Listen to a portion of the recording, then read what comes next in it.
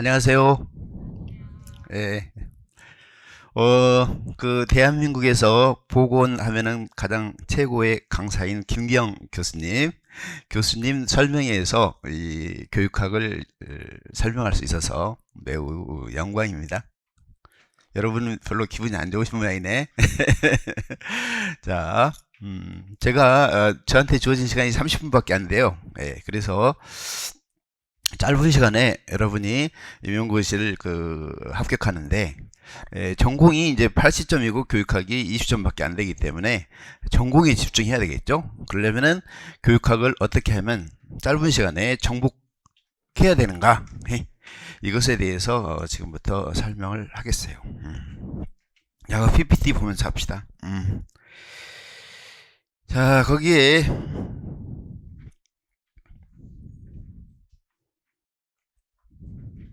자, 제가 궁금한 것을 한 9개 정도 뽑아왔어요. 자, 거기 한번 봅시다. 쭉 이렇게 보면은 이런 것들이 있어. 네. 여러분들이 왜 임용고시를 하려고 하는가? 라고 하면은 임용고시에 대한 그 가치, 이것에 대한 확고한 그 철학이 있어야 되겠지. 이전에 보면은, 제가 제 강의를 듣고 합격했던 많은 그 보건 선생님들이 보면은, 처음 발령 받아가지고 나한테 전화 와가지고 하는 이야기가 왜 이렇게 월급이 작냐 이런 이야기를 하는데 월급 보고 가는 건 아니죠. 예, 그래서 교사의 매력에 대해서 보면은 첫 번째, 여러분이 임용고시 합격하게 됐다면 이제 큰 평생 동안 여러분이 가지게 된 자산이라고 볼 수가 있어요. 무엇이든지 할 수 있다라고 하는 그런 자신감, 자기 효능감, 이렇게 얘기할 수가 있어. 제가 뭐냐면 여기에 교사로 있으면서 여기에 나오게 된 이유는 바로 과거에 행정고시 공부를 하면서 1차, 2차까지 합격했기 때문에, 물론 3차에서 떨어졌어요. 그리고 이제 나이가 다 돼가지고 더 이상 할 수가 없었어. 왜냐면 행정고시는 32세까지였거든. 그래서 나는 교사로 있으면서 행정고시를 했어요. 그래서 최종 시험은 합격 못했지만 시험으로 보는 필기시험은 2차까지 주관식까지 해가지고 합격을 했다, 이런 이야기예요. 그래서 그런 자신감이 임용고시 학원에 나오게 된 중요한 배경이 됐다, 이렇게 볼 수가 있지. 그런 자신감이 없다면 어떻게 내가 여기에 나올 수가 있겠어요.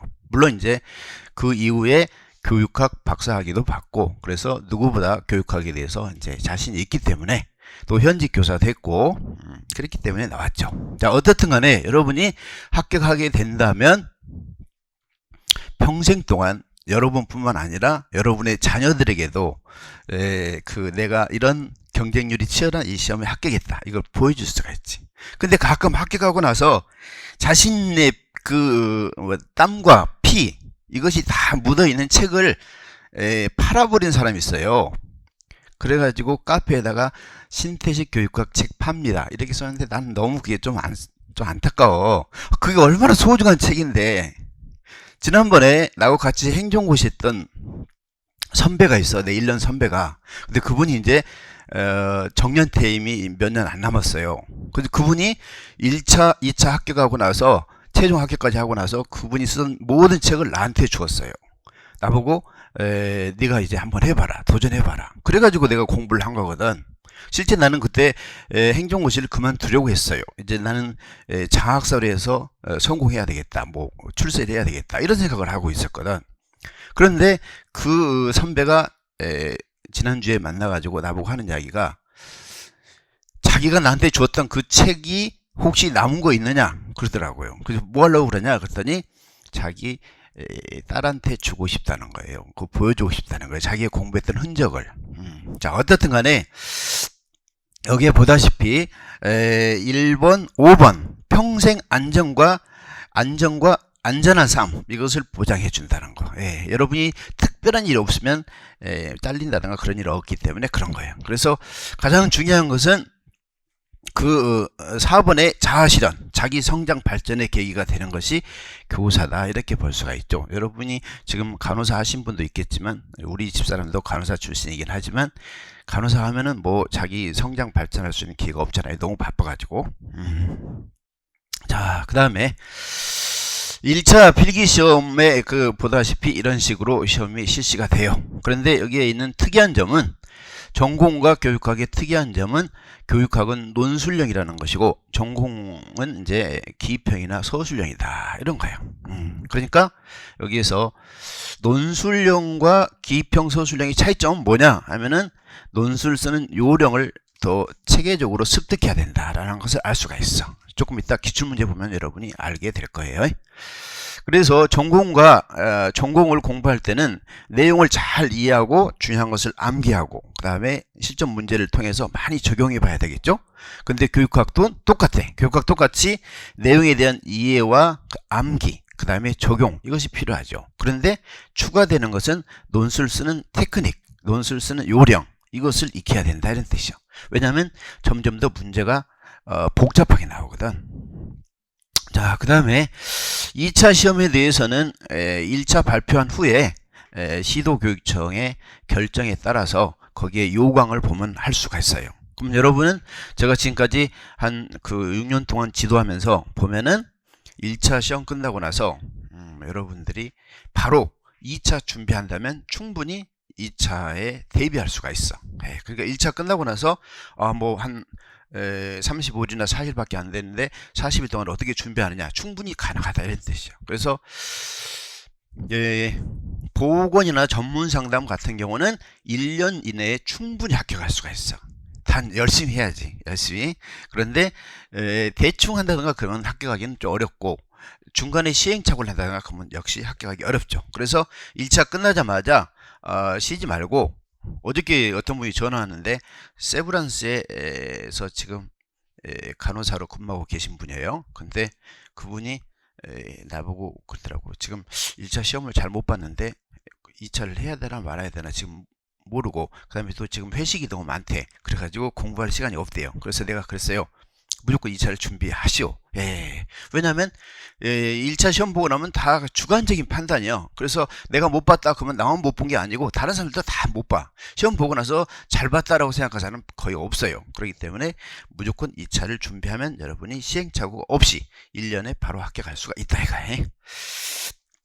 자, 그 다음에 합격을 위한 학습 시간, 이게 대충 합격한 학생들을 중심으로 해가지고 보니까 매일 12시간씩 해가지고 주 6일 해서 4주 그러면 이제 한 달이 4주니까 그 다음에 12개월 계산하면 약 3456시간 이 정도 공부를 한다면 합격할 수가 있다 이런 뜻이야. 근데 만약에 한 2년 정도 한다면 미리 공부를 한 것이 있으니까 1년 동안은 이렇게까지 안 해도 되겠죠. 그러니까 이런 마음 자세로 한번 열심히 하면 좋겠지. 그 다음에 이제 대학원생, 장수생 이렇게 있는데 여러분들 중에 보면 5번에 주경야독형이 있어요. 그래서 낮에는 일하고 또 저녁에 이제 공부하고 이런 분들이 있다고. 그러니까 간호사 하시면서 하신 분도 있고 기간제 하시면서 하신 분도 있어요. 이런 분들인 경우에는 공부하는 요령이 좀 필요하다 이렇게 볼 수가 있어. 그래서 분수법 해가지고 전체적으로 책 한 권이 근데 500쪽이다. 그럼 500쪽을 다 막 이렇게 처음부터 끝까지 공부하려고 하지 말고 100쪽까지 공부를 했으면 그 내용을 완전히 소화를 하고 그 다음에 또 200쪽까지 공부하고 나서 완전히 소화를 하고 이런 식으로 해가지고 나아가야만이 효율적인 학습을 할 수가 있어요. 그래서 그리고 뭐냐면 기간제 한다든가 또는 어떤 직업을 가지고 있다 해가지고 합격하기 어렵다 이렇게 생각할 필요는 없어. 왜 그러냐면 내가 이전에 교사하면서 행정고시를 합격했거든. 그러니까 교사하면서 행정고시 합격한 것은 요령이 중요하다 이런 이야기예요. 그래서 이 일을 하시는 분들은 특히 핵심적인 내용을 요약을 해가지고 그 내용을 계속적으로 반복하고 생각하고 이런 식으로 한다면 효과적으로 합격할 수가 있어요. 그래서 작년에 그 영어과 학생 중에서 2017년도는 나한테 1년 동안 강의 들었어요. 그 다음에 2018년도에 기간제 교사하면서 영어과 합격한 학생이 있어. 영어과는 경쟁률이 지금 20대 1에서 30대 1이잖아요. 치열하잖아요. 그런데도 불구하고 합격했단 말이지. 기간제 하면서 합격했다는 이야기예요. 그럼 어떻게 했느냐? 그러면 교육학은 나한테 1년 동안 공부하면서 여기와 같이 이런 단권화된 책을 이제 만드는 거지. 그래가지고 교육학은 실제 얼마 되지도 않아. 그래서 교육학 내용을 정리해가지고 계속 이걸 반복해서 돌린 거죠. 그 다음에 영어는 이제 자기가 더 영어에만 집중해서 공부를 한 것이고, 학생들 가르치니까 당연히 학생들 가르치면서 많은 영어를 접할 수 있는 기회가 매일매일 있잖아요. 그래서 그 공부하면서 공부했대. 그리고 그 친구 하는 이야기는 철저하게 일요일 날은 쉬었대요. 그래서 어디서 쉬었냐 물어봤더니 그 전라북도에서 근무했었는데, 호텔, 전라북도에서 제일 좋은 호텔 여기에 가가지고 혼자 하루 종일 쉬면서 놀았다고 하더라고. 그러니까 그 기간제 하면서 학교 갈 수 있다, 이런 이야기요. 그렇다면 지금 현재 보건 그 교사를 준비하는 많은 분들 중에 지금 현장에서 간호사 하시면서 하신 분들이 상당히 많은데, 그분들이 효율적으로 활용한다면 하루에 한 3시간이나 4시간 정도만 집중해서 한다 하더라도, 물론 이제 기본이 어느 정도 된 상태에서 충분히 학교 갈 수가 있다, 이런 이야기죠. 자, 그래서 주경 야독형을 제가 특히 보건한테만 이거 써왔어요. 다른 교육학 설명회 할 때는 이걸 안 썼어요. 자, 그 다음에 출제 경향을 한번 얼른 보면은, 교육학에 대한 출제 경향, 이걸 정확하게 알아야 우리가 대비할 수 있잖아요. 그래서 2013년도에 보면은 2013년도부터 시험이 시작이 됐어요. 교육학 시험이. 그래서 2013년도에는 그렇게 어려운 문제는 아니었어. 그래서 기대가치이론, 욕구이계이론, 잠재적 교육과정, 문화실조, 협동학습, 형성평가, 이 정도 알면은 어느 정도 논술 쓰는 요령만 안다면 충분히 쓸 수가 있는 문제였다, 이 말이에요. 그랬는데 2014년도부터 문제가 어려워지기 시작해. 그래가지고 자유학기제, 교육과정 설계 방식, 교육 학습과제 제시 방식, 학습 조직 구축의 원리, 이 중에서 두 번째하고 세 번째가 상당히 어려웠어. 그래가지고 노량진에 있는 많은 강사들이 교육과정 설계 방식의 특징이라든가 이런 것을 설계까지 나오겠느냐, 시험 문제 내기 어렵다 해가지고 준비를 안 시켰다, 이런 뜻이요. 그리고 학습 조직 구축의 원리, 이것도 교육 행정이나 평생교육, 여기에서 나온 것이기 때문에 그렇게 중요하게 다루지 않았어요. 그런데 시험 문제가 나왔어. 그러니까 범위를 확대시켰다, 이렇게 볼 수가 있어. 범위를 넓게. 그 다음에 2015년 6월에는 여기에 보다시피 이제 조금씩 어렵게 돼. 그래가지고 범위를 넓혀가지고 한계점, 기능과 한계점, 기능론의 선발 배치 기능과 한계점에다가 중거지향평가의 장단점, 장점, 이런 데까지 범위가 넓혀지기 시작해. 그래서 2015년도에는 학생들이 그렇게 시험 문제 내도 시험 점수가 높다 보니까 이제 또다시 더 범위를 넓혀가지고 앞에 그 밑줄 그어놨잖아요. 수업 구성에 나타난 교육과정 유형, 김교사가 실시하는 평가 유형, 학교 내 조직활동에 나타난 조직 형태, 김교사가 채택하는 원리, C교사가 실행하는 구성주의 학습활동, 타동대 유형. 그러니까 여러가지 유형까지 시험 문제를 내온 거예요. 여러가지 유형 중에서 근데 5가지 유형이 있다. 그러면 그 중에서 한 가지 유형을 정확하게 개념을 알아가지고 찾는가 못 찾는가, 이걸 물어본다, 이런 이야기죠. 자, 그랬다가 2017년도까지 계속 이런 형태가 나오다가 이제 채점하기가 상당히 어려워져. 왜냐하면 주관식은 채점하려면 상당히 어렵잖아요. 그래서 명확하게 명칭을 쓰는가 안 쓰는가, 이걸 확인하기 위해서 채점을 객관적인 채점을 하기 위해서 워커의 교육과정 개발 모형에 명칭을 쓰게 하고, 이 개발 모형을 왜 적용하는 이유, 이것을 쓰게 한다, 이런 뜻이야. 자, 그 다음에 이제 PBL도 나오고, 그 다음에 평가 유형의 명칭, 김교사가 언급하는 교내 자율장애 유형 명칭과 개념 활성화 방안, 이런 식으로 명칭에 대한 시험 문제가 나왔다, 이런 이야기죠. 그 다음에 이제 2018년도에 역시 명칭, 그 다음에 개별 과제가 적절한 이유, 그 다음에 잠재적 교육과정에다가 이 개념에 근거하여 김교사가 말하는 생각하지 못했던 결과, 이것은 잠재적 교육과정의 그 문제점, 잠재적 교육과정을 통해서 배우는 바람직하지 못한 것을 찾아보게 하는, 상당한 응용하게 하는 그런 문제가 나온 거죠. 그 다음에 이제 척도법, 신뢰도 추정 방법 네 가지가 있는데, 그 중에서 한 가지 명칭과 개념, 그 다음에 바스의 지도성의 명칭, 물론 변혁지향적 리더십이지만 이 명칭과 이 지도성을 신장하게 한 방안, 이런 식으로 시험 문제가 나왔다, 이런 뜻이죠. 그러니까 문제 2019년에는 이제 또 역시 마찬가지 명칭, 성격, 이렇게 선정의 시사점, 장단점, 그 다음에 문제점, 문제 유형하고 학교 문화 개선을 위한 방안, 이런 식으로 시험 문제 나온 것이죠. 그러니까 한마디로 지금까지 문제를 종합하자면 과거에는 그냥 단순화되고 정형화되어 있는 그런 개념을 물어봤는데 이제는 저 깊이 있는 개념을 물어보고 그 다음에 그 개념과 관련해 가지고 여러분이 얼마만큼 문제 해결 능력이 있는가 이런 걸 물어보게 되는 것이지. 그러니까 교육학 범위도 넓어지고 이제 내용도 더 깊이 있게 알아야 된다 이렇게 볼 수가 있어. 왜냐하면 학생들이 기출문제를 계속 그 중심으로 해가지고 학원 선생님들이 문제를 만들어서 학생들한테 계속 출행을 시키다 보니까 웬만한 문제는 다 이제 소화를 해버리니까 문제를 더 깊이 내게 되는 경향이 있죠. 그래서 여러분들은 이제 좀 안타깝긴 하지만 공부의 양이 더 이제 많아졌다 이렇게 볼 수가 있는 거죠. 자, 그 다음에 교육학 논술 시험의 출제 그 범위와 형식에서는 아까쯤에 이야기했던 교육학 전 영역, 그 다음에 사례 제시형 60분 이내에 작성해야 되고 비포 단면 2장 이런 식으로 작성을 해야 돼. 내가 샘플 답안을 하나 가졌어요. 이런 식으로 문제가 이렇게 주어진다 이런 뜻이요. 이렇게 문제가 주어지는데 이 문제를 사례 제시형, 학교 현장과 관련된 그런 예를 대화법 형식으로 제시하기도 하고 그 다음에 어떤 사례를 제시하기도 하고, 그럼 여러분 이 문제를 빨리 신속하게 읽어가지고 60분 이내에 문제를 정확하게 파악해가지고 그 문제에 맞는 논점에 따라서 답안을 구성해야 된다 이런 이야기지. 좀 어려울 것 같아요? 어려울 것 같지. 그러니까 여러분이 이것을 신속하게 하려면 교육학에 대한 배경 지식의 자동화가 필요하다. 교육학 배경 지식 중에서 어떤 개념하면 머리에 팍팍 튀어나올 수 있는 그런 수준, 그 다음에 논술 쓰는 요령도 서론 쓰는데 막 고민하고 이렇게 할 시간이 없어. 그러니까 서론 쓰는 것도 거의 공식에 따라서 신속하게 쓸 줄 알아야지.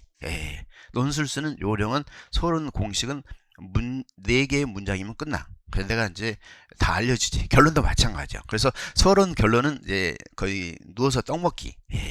근데 이제 논술을 제대로 공부해보지 않은 사람은 그거 잘 모르지. 멍청해가지고. 어떻게 쓰는지 잘 몰라. 근데 그것은 이제 뭐냐면 쉽게 금방 가르쳐 줄 수가 있고, 여러분 그것만 익히면은 1월, 2월 달에 아주 중요하니까 그것만 익히면 쉽게 할 수가 있어. 그러면 이제 본론 쓰는 것이 좀 어려운데, 본론 쓰는 것은 배경 지식하고 함께 공부를 해야 돼. 그래서 논술 쓰는 요령을 이제 언제 배워야 되느냐 이게 문제인데, 논술 쓰는 요령을 익혀가지고 문제에 적용을 해야 돼. 그럼 적용하려면 언제부터 해야 되느냐. 근데 대부분의 노량진에 있는 강사들은 7월부터 하거나 아니면 9월부터 하게 돼요. 그러면 그때는 학생들한테 시험 보고 나서 채점해 주거나 첨삭하는 정도잖아. 그러면 좋은 점수를 받기가 어렵지. 그래서 나는 그렇지 않아. 이전부터 나는 그렇게 하지 않았어. 나는 1월 달부터 해. 1월 달부터. 그래서 시험을 그날 공부를 했잖아요. 100조까지 공부를 했잖아. 그럼 100조까지 본 범위 내에서 시험 문제를 내가지고 실전 문제하고 비슷해. 그러면 그 문제를 가지고 여러분이 답안을 작성하는데 안 보고 답안 작성할 수는 없잖아요. 그래서 책을 보고 답안을 작성하면서 논술 쓰는 요령을 빨리 습득하게 하는 거죠. 자, 어떻든 간에 시험 문제가 이렇다는 것이고, 여기 있는 학생들이 이제 답안 쓴 학생들, 합격한 학생들 답안. 그래가지고 여기는 권다희인데 이 친구는 음악과 학생인데 한양대. 그래가지고 재수에서 합격한 친구인데 2번 다 19점 받아가지고 합격한 친구. 그 다음에 시험지는 이와 같은 방식으로 비슷하게 돼 있어 이렇게. 그래서 이 친구는 박신양인데 이 친구는 음악과 학생인데 저기 조선대학교 나온 친구인데 1년 만에 합격한 친구라고 이렇게 논술 쓰는 게 아주 명쾌하다는 걸 금방 알 수가 있어요. 송정인데 영어과 학생인데 이 친구도 마찬가지. 교육학을 19.33 맞아가지고 합격한 친구고, 그 다음에 여기는 미술과 학생인데 이지영이라는 학생이에요. 역시 이런 식으로. 그래서 답안을 문제를 보고 신속하게 답안을 작성하는 그 능력, 테크닉, 이것을 길러야 된다 이런 뜻이야. 자, 다시 한번 정리하면 맨 밑에 배경 지식과 논술 쓰는 요령, 스킬의 자동화가 요구되는 시험이다. 왜 그러냐면 60분 이내에 작성해야 되기 때문에 논술 쓰는 요령을 빨리 이것을 습득해야 된다 이거예요. 근데 이것은 1월, 2월 달에서 한 4주나 5주 정도만 하면 금방 습득할 수가 있어요.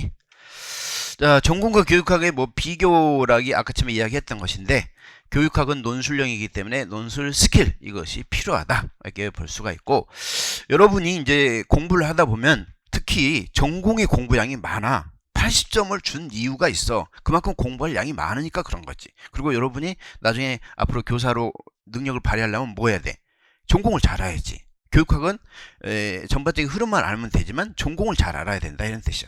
그래서 거기 보다시피 논술 쓰는 스킬이 중요한데 1월, 2월, 3월, 4월 달에 1월, 2월 달은 기본 이론, 3, 4월 달은 심화 이론. 아까 얘기한 저 깊이 시험 문제를 냈다 있잖아요. 그래서 깊이 내기 때문에 심화 이론까지 정리하면은 여러분은 나한테 강의를 듣는다면 그런 이야기요. 나한테 강의를 듣는다면 기본 이론과 심화 이론을 이해하고 논술 쓰는 요령까지 공부를 하기 때문에 여러분은 3월, 4월까지만 좀 힘들지만 월요일, 화요일 오후 6시까지 열심히 따라준다면 교육학은 거의 끝난다 이거예요.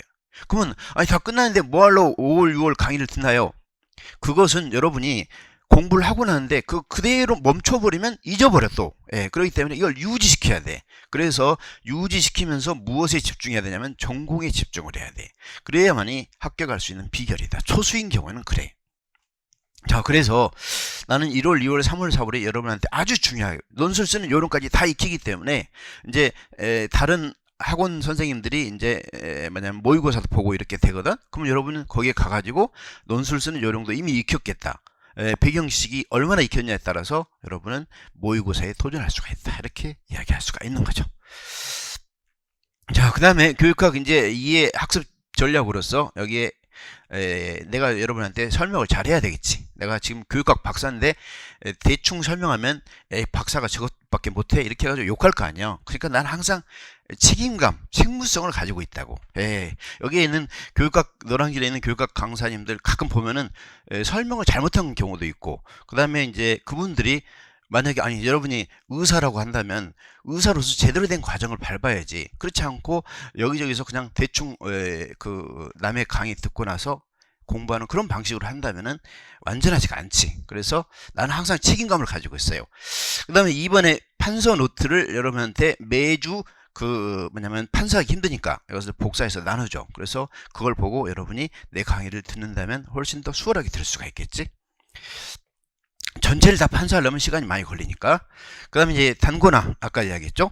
이것은 3월 4월 달에 하려고 해. 근데 잘한 사람은 1월 2월 달에도 이거 끝내버려. 그래서 3월 4월 달에 이런 식으로 단고를 하는데 이 단고를 하는 것을 혼자 하기가 힘드니까 내가 여기다 보충할 자료라든가 이런 것을 다 복사를 해가지고 나누죠. 그래서 옆에다 해당되는 곳에다가 붙일 것은 붙이고 더 추가할 것은 추가할 수 있도록 하는 것이야. 자, 그 다음에 구술 시험, 논술 스킬.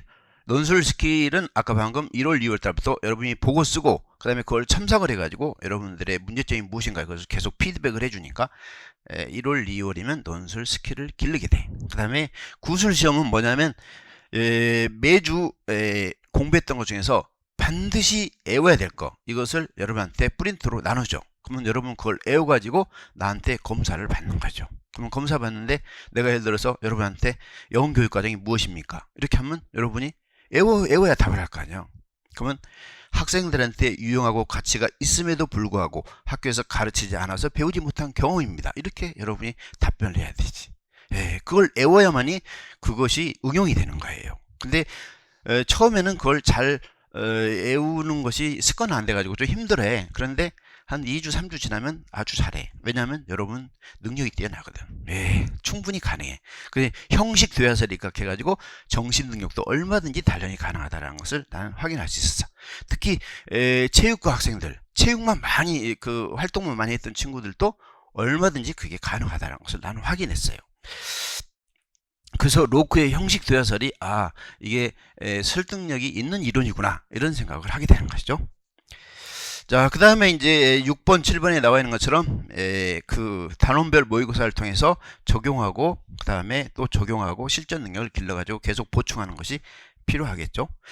그 다음에 여러분의 이제 아까 심화 저 깊이 어디에선가 문제를 내는 것에 대비해서 핵심 논점의 논거 시험을 봐. 그래서 예를 들어서 영교육과정의 발생 원인 이것을 쓰게 하는 시험을 7월 달에 한번 보고 9월 달에 한번 보게 돼요. 그래서 여러분이 부족함이 없도록 이것을 완벽하게 보충을 해준다. 이렇게 볼 수가 있어요. 자, 단고나 요령에 대해서 이것은 여러분한테 설명한 것이고 기출문제가 중요하다라는 것을 이야기하는 거예요. 그 다음에 스터디가 아주 중요하죠. 스터디. 왜냐하면 같이 공부한 사람들끼리 정보를 공유하고 여러 가지 어려움도 극복하기 때문에 그래요. 자, 메모리 카드, 오답 노트 이런 것들이 다 있어요. 자, 여기에서 내가 여러분한테 이제 하나만 설명하고, 나 지금 시간이 너무 촉박해가지고 지금 너무 급해. 지금 나 30분에 지금 끝내야 돼. 지금 4분밖에 없어. 자, 그래프를 보면은 이렇게 4개의 그래프를 그릴 수가 있어. 그러면 여기에 있는 것은 여러분의 학습의 정도를 말해. 그 다음에 여기는 시간. 그럼 이제 지금 현재 1월 달이잖아요. 12월 달이잖아. 그럼 1월, 2월, 3월 해가지고 11월, 12월, 11월 달에 시험 보잖아. 그러면 11월 달에 시험 보는데 지금 현재 여기가 11월이다 라고 시험 보는 날이다 라고 가정한다면 여기에 있는 1번, 2번 그래프, 이 그래프는 누구의 그래프냐면 장수생들의 그래프예요. 장수생들. 그 다음에 초수생들의 그래프는 여기에 있는 3번, 4번. 이것이 초수생의 그래프다 이런 뜻이죠. 장수생은 이미 공부를 했어. 그냥 1월 달에도 지금 상당한 수준 내용을 알고 있어. 70%, 50%, 70% 알고 있어. 그럼 초수생은 아무것도 없잖아요, 지금. 그러니까 초수생은 여 바닥에 지금 가고 있는 거지.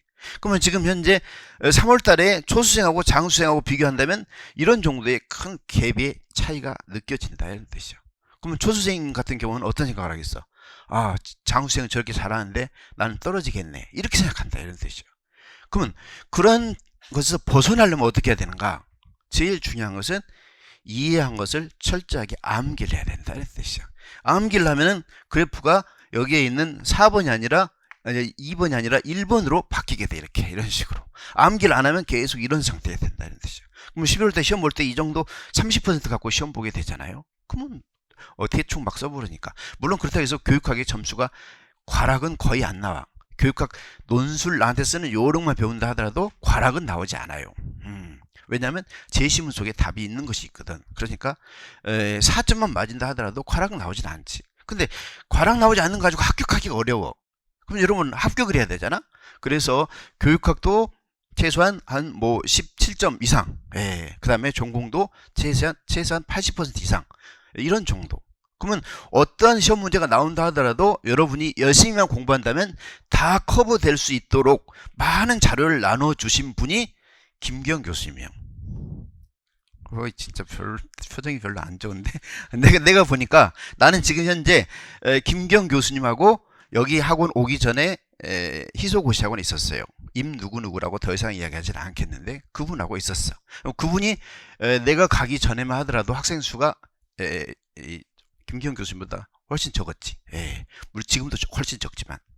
근데 훨씬 적었는데 내가 가가지고 교육학 강의를 들으면서 점수가 이제 교육학 점수가 높다 보니까 합격생이 많이 늘어나게 된 거지. 그래서 상당히 많이 올라왔어요. 그런데 여러분은 어떤 전략이 중요하냐면 어떠한 시험 문제가 나온다 하더라도 대처할 수 있는 그런 자료와 문제라든가 이런 것을 제공해주는 교수님이 여러분을 가장 안전하게 이끌어준다 이렇게 볼 수가 있어.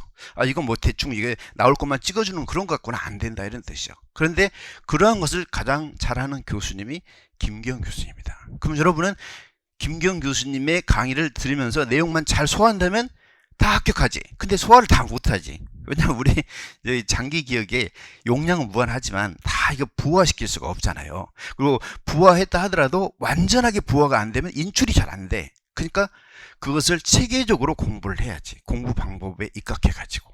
그래서 지금 내가 이야기한 것처럼 여러분이 지금 이런 정도로 해가지고 지금 하려고 1년 동안 돈 내고 공부하는 건 아니잖아. 지금 합격하려고 공부하는 거잖아. 그럼 합격하려면 여러분이 이 그래프로 만들어야 된다는 뜻이죠. 이 그래프로 만들면 장수생들이 나는 작년에 공부했으니까 하면서 대충 하고 있으면 이미 장수생을 9월이나 10월 달에 따라잡게 되는 것이죠. 역시 마찬가지. 장수생이 열심히 공부한다면 장수생하고 거의 비슷한 수준에 갈 수가 있지만 장수생은 공부를 하다 보면 다 이전에 공부했던 것 같은 느낌이 들어. 그러니까 이 친구는 암기를 안 하는 거지. 그러면 그 친구는 결국은 문제 나오면 막상 이제 전부 다 주관식이니까 써야 되는데 쓸 게 없잖아. 정확하지 않잖아. 그러니까 틀리게 되는 거지. 그래서 여러분들이 이 3번과 같은 이 그래프를 만들어야 되는데 이 그래프를 만들기 위해서 아까 처음에 이야기했던 것처럼 이해했으면 암기해야 되고 암기했으면 이것을 적용해야 된다 이런 뜻이야.